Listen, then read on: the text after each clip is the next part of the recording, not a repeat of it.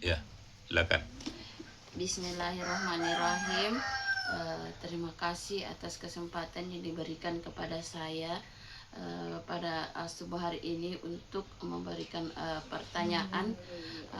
Pertanyaan saya pada subuh hari ini, Pak Ustadz, yaitu adalah apa hikmah Allah menurunkan surah Al-Alaq ayat ayat 1 sampai 5 sebagai wahyu pertama. Mungkin itu saja pertanyaan saya, bisa dijelaskan Pak Ustadz dengan jelas agar kami di sini bisa memahami apa hikmah sebenarnya uh, uh, di balik Allah menurunkan ayat ini.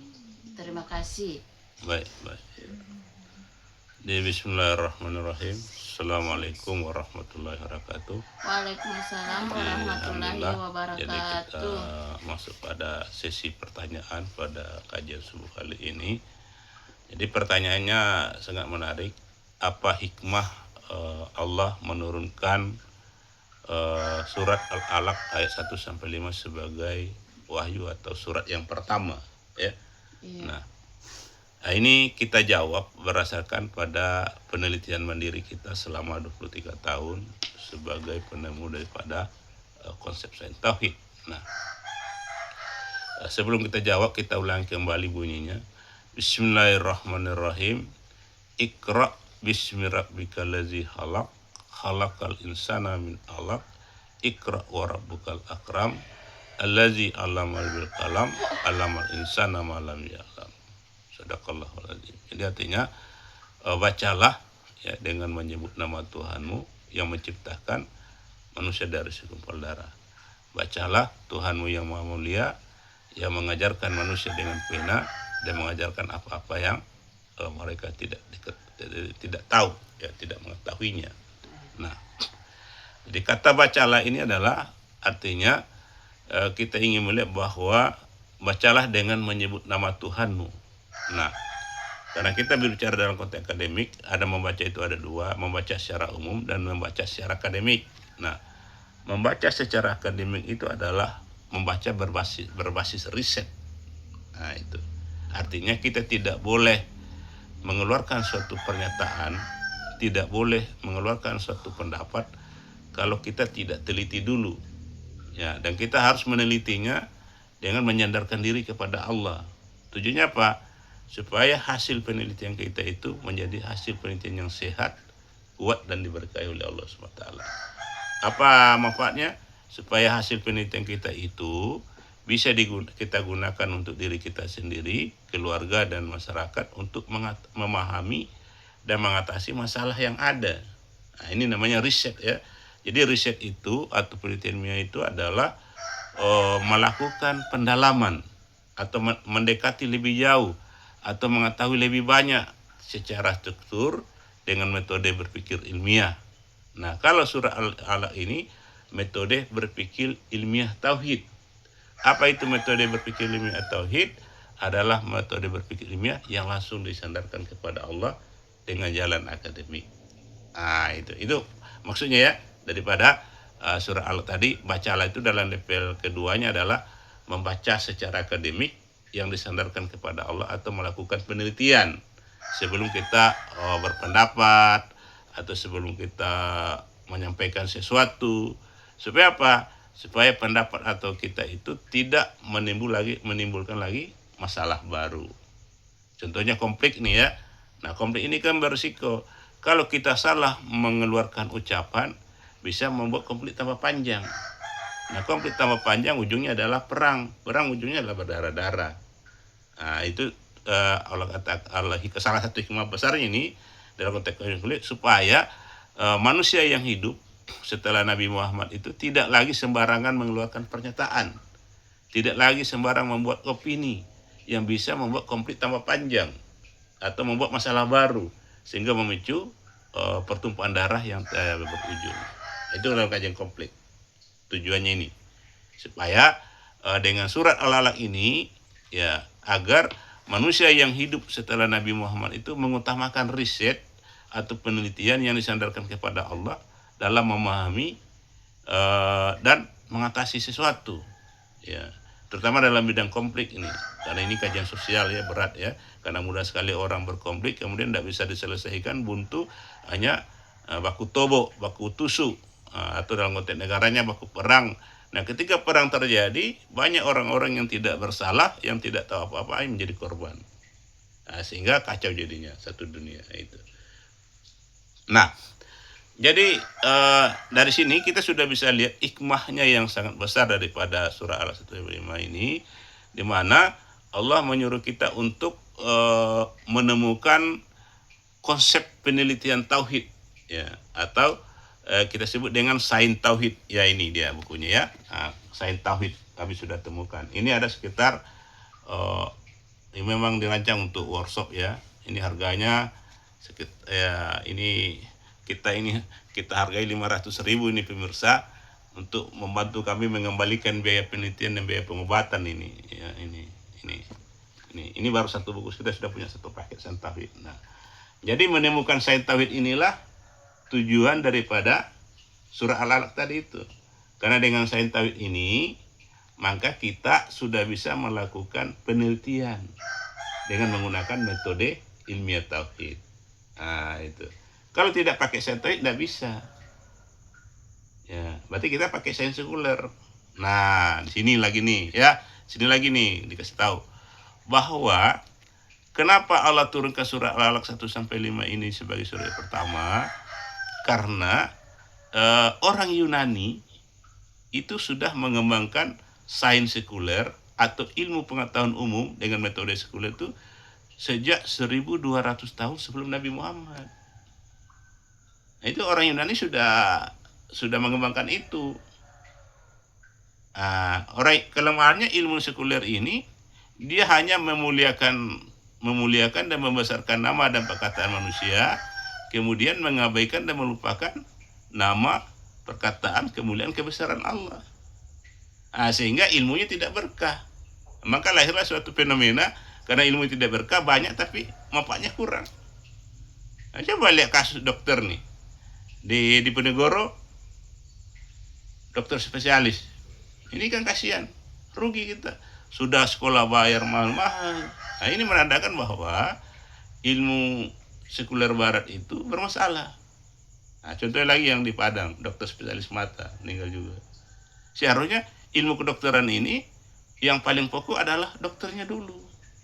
Nah, bagaimana mungkin ilmu kedokteran bisa membantu orang lain sementara dokternya tidak bisa bertahan dengan ilmu kedokterannya sendiri. Nah, inilah salah satu fakta menandakan bahwa ilmu itu banyak tetapi lemah kemampuannya dalam mengatasi masalah kita. Bahkan pemiliknya sendiri, seperti kasus tadi itu. Saya kasih contoh ya. Ya, kenapa? Karena ilmu sekuler barat ini tidak diberkahi. Dia hanya mengandalkan nama dan perkataan manusia. Contohnya dalam bidang menurut Darwin ya, atau menurut Malinowski, atau menurut Cecebula, ya begitu. Jadi nama manusia saya yang diandalkan semua di dalamnya. Nah, orang Islam tahu kan bahwa Allah itu Maha Tahu. Kenapa Allah Maha Tahu dilupakan dalam bidang ilmu pengetahuan umum? Seakan-akan manusia tahu semua, padahal bukan. Nah, inilah menyebabkan ya sains sekuler itu tidak berkah jadinya, sehingga dia banyak. Coba jurnalnya Scopusnya luar biasa ya. Tapi sampai hari ini mana apa manfaat Scopus dalam konteks mengatasi konflik ini, kurang kan? Hanya menghabiskan banyak uang begitu. Nah, ini fakta-fakta yang tidak bisa dibantah bahwa sains sekuler itu tidak berkah. Nah, Allah sudah tahu bahwa sejak orang Yunani merumuskan, mulai mengajarkan ini ilmu pengetahuan sekuler ini, Allah sudah tahu dampaknya. Allah sudah tahu. Karena Allah mau tahu. Nah, karena Allah ingin menyelamatkan manusia, karena ilmu ini memang ada manfaatnya, maka perlu diperbaiki, perlu disempurnakan. Nah, maka untuk menyempurnakan itu, maka langkah pertama yang Allah berikan itu adalah membantu Alexander Agung membawa ilmu Yunani itu ke kawasan Timur Tengah. Kemudian membentuk Alexandria Mesir. Nah, itu. Jadi Alexandria Mesir itu adalah pusat ilmu pengetahuan sekuler sebelum Nabi Muhammad atau sebelum Nabi Isa. Dia 300 tahun sebelum Nabi Isa, 900 tahun sebelum Nabi Muhammad. Nah, itu. Jadi di kawasan Timur Tengah itu sebelum Nabi Isa dan sebelum Nabi itu sudah berkembang ilmu pengetahuan sekuler, yaitu Alexandria Mesir. Nah, pada waktu itu Alexandria Mesir berpusat sebagai fungsinya, pusat sebagai ilmu pengetahuan sekuler sekaligus pusat ilmu perdagangan dunia antara Eropa dan Asia. Nah, itu. Ya. Nah, ini menarik lagi nih, ya. Itu yang mendirikan Alexandria Mesir itu, yang mengembang itu adalah namanya Ptolemeus. Kemudian ada lagi satu orang perwira daripada Alexander Agung ini yang berhasil masuk ke Asia Tenggara. Inilah yang kemudian menjadi kakek moyang orang Minang. Kemudian inilah yang kemudian merumuskan demokrasi Bondo Kanduang. Jadi demokrasi Bondo Kanduang yang dikembangkan di masyarakat Minang itu diduga adalah perbaikan, penyempurnaan daripada demokrasi Yunani. Karena demokrasi Yunani itu lebih kental politiknya. Kalau demokrasi Bondo Kanduang itu fokusnya pada ilmu dan kemanusiaan. Maka dalam konsep budaya Minang itu kita bisa lihat di mana kaum ibu dan anak itu lebih diutamakan dalam konsep budaya. Cuma dalam praktek ini lebih kita amati sering dimanfaatkan oleh mertua dan anak gadisnya untuk yang tidak baik, ya. Pada intinya itu adalah bagaimana karena kaum ibu dan anak ini termasuk orang yang lemah. Maka demokrasi Bondo Kanduang ini tujuannya menyelamatkan kaum dan ibu ini secara berkelanjutan. Laki-laki dianggap sebagai posisi orang yang kuat harus berbakti begitu. Nah, itu konsep dasarnya kenapa lahirnya matrilineal tadi itu. Adalah penggagasnya adalah seorang perwira dari Alexander Agung, ya, karena dia memahami betul bagaimana dampak perang segala macam. Kemudian dia berpikir, dan dia memang orang yang anti perang. Nah, karena setelah Alexander Agung sampai di India, ya, kemudian dia menikah dengan orang India, dan dia tidak nyaman juga di India karena tetap gonjang-ganjing karena konflik barat dan timur tadi. Maka dia mencari tempat yang lebih aman. Maka sampailah dia di Sungai Kampar. Kemudian dia masuk ke pedalaman Sumatera, dan disitulah kemudian dia membentuk konsep demokrasi baru yang disebut dengan demokrasi Bondo Kanduang. Nah, salah satu inti daripada demokrasi Bondo Kanduang adalah penyelamatan manusia, terutama kaum ibu dan anak dan orang-orang sakit begitu. Karena inilah orang kaum ibu dan anak dan orang-orang lemah sakit kayak saya ini adalah menjadi orang yang paling mudah korban kalau terjadi konflik dan perang. Karena dia termasuk orang yang lemah, orang yang dilindungi begitu. Dan itu ketemu dengan kajian HAM pada hari ini, ya, begitu. Orang-orang sakit, kaum ibu dan anak itu dilindungi, ya, begitu. Nah, jadi 300 tahun. Nah, kita kembali ke tadi. Ketika setelah Alexander Agung meninggal dan Yunani runtuh, maka muncullah Romawi. Nah, Romawi ini dibandingkan Yunani dia agak lebih ganas begitu. Maka dia juga menjajah bangsa Yahudi. Karena Allah tidak ingin bangsa Yahudi berkonflik dengan bangsa Romawi, maka Allah utus Nabi Isa sebagai jalan perdamaian, sebagai guru agama Islam sekaligus guru perdamaian begitu, supaya bangsa Yahudi ini dengan bangsa Romawi ini tidak berkonflik, bisa berdamai situ.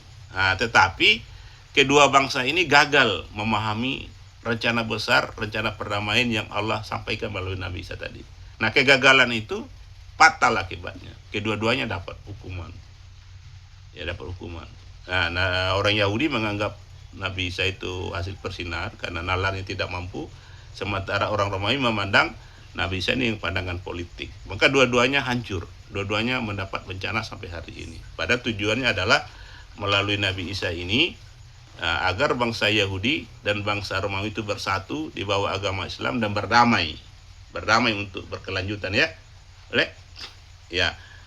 Nah, kemudian setelah bangsa Yahudi dan bangsa Romawi ini gagal, maka 600 tahun kemudian, ya, kita lihat sebelum itu kita lihat lagi bangsa Yahudi, di mana bangsa Romawi berhasil menghancurkan bangsa Yahudi dan bangsa Yahudi mulai hidup sebagai bangsa tanpa tanah air, ya.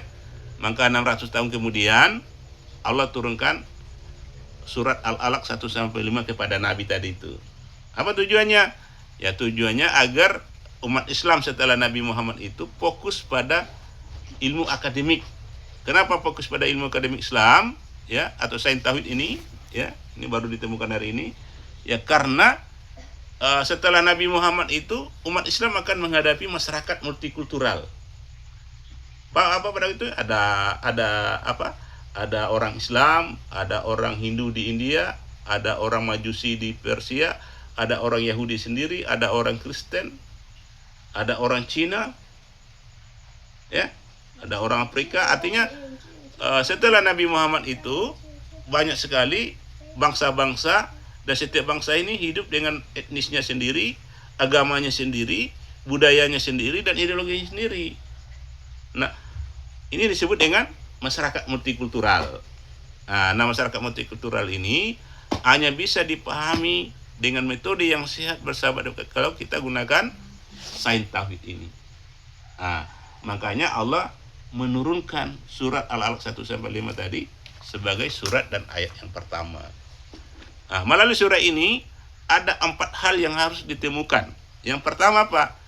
Umat Islam sejak surat Al-Alaq ini sampai 5 diturunkan ini harus fokus pada menemukan titik temu antara ilmu sekuler barat dengan ilmu agama Islam yang dibawa oleh Nabi Muhammad. Itu harus dicari dulu. Kalau tidak ada titik temunya, maka sampai hari kiamat akan terjadi fenomena aneh dalam bidang ilmu pengetahuan tadi saya bilang. Ilmunya banyak, tapi tidak efektif. Nah, maka harus dicarikan titik temunya dengan jalan akademik. Nah, setelah menemukan titik temu dengan jalan akademik, maka dirumuskanlah satu konsep dasar pengetahuan baru yang sehat, kuat, dan diberkahi oleh Allah. Apa itu? Nah, inilah sains tauhid. Apa itu sains tauhid? Itu sains yang sehat, kuat, dan diberkahi oleh Allah, atau ilmu pengetahuan umum yang sudah berhasil memperbaiki ilmu pengetahuan umum sekuler barat dengan agama Islam melalui jalan akademik. Ini dia, ya. Ini dia, ya. Nah, itu.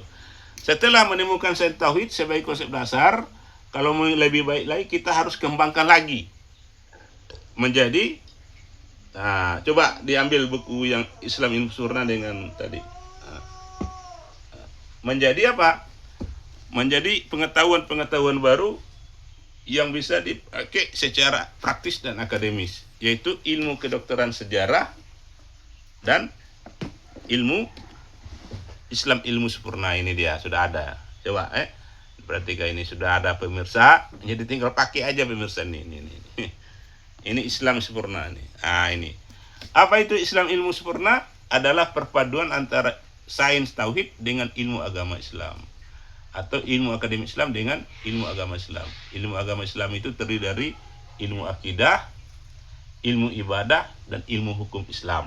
Nah, kalau ilmu akademik itu adalah seluruh bidang ilmu yang untuk bertugas memahami dan mengatasi masalah kemiskinan, kebodohan, penyakit, ya, masalah pertahanan, kepolisian. Ini profesi-profesi keduniaan. Itu yang dibahas oleh ilmu akademik Islam dengan menggunakan konsep sains tauhid sebagai konsep dasarnya. Nah, apa hikmahnya? Kita mari belajar. 1400 tahun yang lalu ini ayat diturunkan sampai hari ini. Karena kita hidup dengan fenomena aneh dalam bidang ilmu pengetahuan, kita bisa bayangkan betapa banyak bencana-bencana tragis yang seharusnya bisa dihindari, diatasi dengan lebih baik, tetapi memicu dampak yang sangat besar, terutama dalam kajian konflik dan perang. Kalau seandainya sains tauhid ini ditemukan lebih awal, maka kita tidak akan dijajah oleh bangsa Eropa. Tidak akan terjadi kasus Palestina. Karena inti permasalahannya adalah otak manusia itu masih hidup dengan pengetahuan yang berbeda-beda. Dan belum ada suatu konsep pengetahuan baru yang sehat dan kuat dan diberkahi oleh Allah sesuai dengan surat Al-Alaq itu yang berhasil ditemukan sampai hari ini, kecuali buku ini. Nah, ini kita temukan ini pemirsa, ya karena istilahnya tanpa kami sadari, karena kami fokus, karena kami sakit, ada masalah, karena ilmu yang ada tidak bisa mengatasi, kami fokus mendalami, mencari ilmu. Karena ilmu itu adalah kebutuhan dasar kami untuk mengatasi masalah dengan cara yang sehat. kuat dan berkahi. Dan kami lakukan ini selama 23 tahun pemirsa, dari waktu ke waktu dengan segala resikonya. Ya bukan hasil produk 1 hari 2 hari ya. Ini berdarah-darah menghasilkan ini sejak tahun 2002 sampai sekarang. Alhamdulillah sekarang ini ya pemirsa dan kami semua sudah bisa menikmati dan yang sangat dibutuhkan oleh masyarakat multikultural. Kenapa masyarakat multikultural? Karena masyarakat multikultural ini kalau hidup dengan fenomena aneh dalam bidang ilmu pengetahuan, maka sangat mudah sekali memicu bencana tragis seperti itu.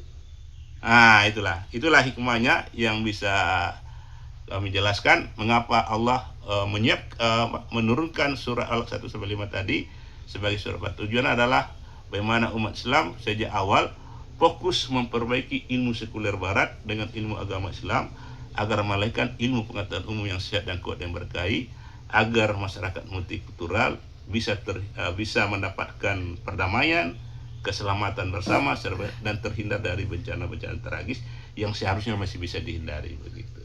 Nah, begitu. Silakan. Iya, terima kasih Pak Ustadz atas jawaban dari pertanyaan saya. Mungkin dan saya rasa penjelasannya tadi cukup sangat jelas bagaimana Pak Ustadz menjelaskan hikmah dari ayat 1-5 di surah Al-Alaq ini dengan penjelasan yang sangat lugas dan jelas dan bisa dipahami dengan mudah. Mungkin seperti itu. Terima kasih atas jawabannya. Assalamualaikum warahmatullahi wabarakatuh. Ya, baik. Ada lagi pertanyaan? Iya. Sekira cukup. Ya, sekira demikian pemirsa. Jadi pemirsa yang kami sudah sediakan workshop ilmu kedokteran sejarah dan workshop Islam ilmu sempurna bagi yang berminat. Dan satu hal yang paling penting ini pemirsa, ini buku sangat dibutuhkan untuk kami, ini sangat dibutuhkan untuk mengatasi masalah Papua, masalah Palestina, masalah Ukraina. Karena kami alhamdulillah, bukan karena pintar ya, ini karena ketekunan. Karena kami memang butuh yang namanya ilmu yang sehat dan kuat dan diberkahi oleh, karena kami tidak ingin berkonflik, tapi ingin kami mengatasi masalah dengan cara akademik sesuai dengan tujuan penciptaan dasar manusia dalam surah Al-Baqarah ayat 30. Ketika Allah ingin menciptakan Adam, maka Allah mengatakan kepada malaikat, ya malaikat, saya ini akan menciptakan manusia. Maka malaikat menjadi ragu, kenapa menciptakan manusia, nanti akan menimbulkan pertumpahan darah. Maka Allah mengatakan, saya mengetahui, kamu tidak mengetahui. Apa maksudnya? Kita harus memahami apa yang Allah inginkan di balik fenomena agar kita bisa mendapatkan keselamatan. Artinya apa? Harus ilmu yang paling utama dan kemanusiaan, bukan yang lain. Maka itulah sebabnya setelah Allah mengutus Nabi Muhammad, Allah turunkan surat Al-Alaq 1-5 sebagai surat dan ayat yang pertama. Tujuannya adalah agar umat Islam mau berpikir, ya, berjuang, berkorban, ya, waktu, tenaga, harta dengan bersungguh-sungguh pada Allah untuk menemukan titik temu antara ilmu pengetahuan sekuler barat dengan ilmu agama Islam agar bisa melahirkan konsep dasar sains tauhid sebagai konsep dasar ilmu pengetahuan umum yang sehat, kuat dan diberkahi oleh Allah Subhanahu wa taala. Inilah yang Allah katakan dalam surat As-Saff ayat 10-11 yang berbunyi, ya ayyuhallazina amanu, ya ayyuhallazina hal adullukum ala tijaratin tunjikum min azabin alim tu'minuna billah wa rasulihi wa tujahiduna fisabilillah bi amwalikum wa anfusikum zalikum khairul lakum in kuntum ta'lamun. Allah katakan, hai orang-orang yang beriman. Ya, kenapa orang-orang yang beriman, orang-orang Islam yang dipanggil? Karena konsep sains tauhid ini tidak bisa ditemukan oleh orang kafir atau non-Islam. Karena agama non-Islam itu adalah agama irasional, jadi tidak bisa dipertemukan dengan ilmu pengetahuan sekuler barat. Itulah sebabnya sampai hari ini, ya, kenapa barat walaupun sudah melakukan penelitian sedemikian rupa tetap tidak bisa menemukan titik temu antara sains dan agama. Itulah sebabnya saya tegaskan lagi, Allah menurunkan surat Al-Alaq 1-5 karena hanya umat Islamlah yang bisa menemukan titik temu antara ilmu sekuler barat dengan ilmu agama Islam sehingga melahirkan suatu ilmu baru, yaitu ilmu pengetahuan umum yang sehat, kuat dan diberkahi oleh Allah, sehingga digabungkan lagi dengan agama Islam menjadi Islam ilmu sempurna. Maka dengan demikian apabila kita sudah hidup dengan Islam ilmu sempurna, maka kita sudah bisa memberikan atau mendapatkan konsep pengetahuan yang sehat, kuat dan diberkahi di seluruh bidang ilmu pengetahuan. Maka dengan demikian kehidupan kita akan lebih tertata, konflik akan lebih mudah dipahami dan sehingga bencana-bencana tragis itu lebih mungkin untuk bisa dihindari, terutama juga dalam kajian bunuh diri dan segala macamnya. Saya kira demikian ya. Maka dikatakan tadi, saya lanjutkan, orang-orang yang beriman, maukah kau tunjuk suatu perdagangan? Artinya harus berkorban, dimodali, agar kita bisa selamat dari azab yang pedih. Apa itu azab yang pedih? Di antaranya kerugian ekonomi di dunia ini, ya kematian tragis, bencana, bunuh diri. Ya, karena kami sadar dampak buruknya, maka kami mau peduli berkorban sejak 22 tahun yang lalu ya, 23 tahun yang lalu, sejak 2002 sampai sekarang kami korban untuk memperbaiki ilmu, mendalami, mendiskusikan hari-hari seperti ini dengan keluarga. Ya, sampai berhasil menemukan konsep saintawit sebagai konsep dasarnya. Kemudian kami kembangkan menjadi Islam ilmu sempurna. Itu apa caranya? Memperkuat kita keimanan kepada Allah dan Rasulnya dengan cara bersungguh-sungguh di jalan Allah, berkorban dalam bidang ilmu. Sebagai itulah kata Allah, zalikum khairul lakum in kuntum, itulah yang lebih baik. Kenapa? Hanya dengan ilmu yang sehat, dengan ilmu yang kuat dan diberkahi oleh Allah, peluang kita untuk selamat, mendapatkan keselamatan, perdamaian, keselamatan itu lebih ada begitu, apabila dibandingkan dengan hidup dengan fenomena aneh dalam bidang ilmu pengetahuan. Saya kira demikian pemirsa. Begitu ya, cukup ya? Iya. Baik, kita tutup pada kajian subuh kali ini dengan doa kepada majelis. Subhanakallahumma rabbana wa bihamdika. Assalamualaikum warahmatullahi wabarakatuh. Waalaikumsalam warahmatullahi